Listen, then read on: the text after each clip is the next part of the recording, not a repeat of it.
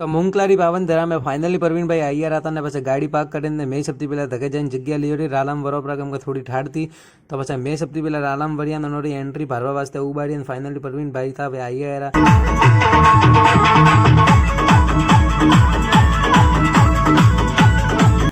अण्णा पुटे सापा ने फूल माला પહેરાવે ને એનો ના વેલકમ કીધું અણોરું પછી આજની જો ભજન સંધ્યા હતી એનો શરૂ કીધી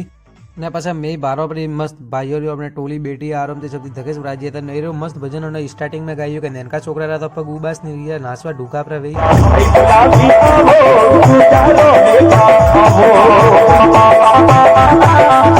अण्णा पुटे जुजार जी बावसी रूम मतलब हाव भजन गावे नतरी मीठी आवाज थी अणोरी जो बस सब बेन ने जितना भी भक्त जनता वणन तो आनंद आई गयो तो ने मन खुद ने आनंद आई रहो तो कि अणोरी जो मतलब भजन में जो आवाज है मस्त आनंद आवे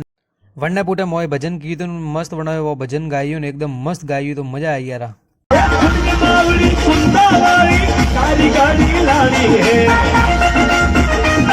वन्ने पुटे सबरू फेवरेट भजन गाયું ने तो सबरा पग उपड़ी आपड़ा थे वो भजन एंजॉय करो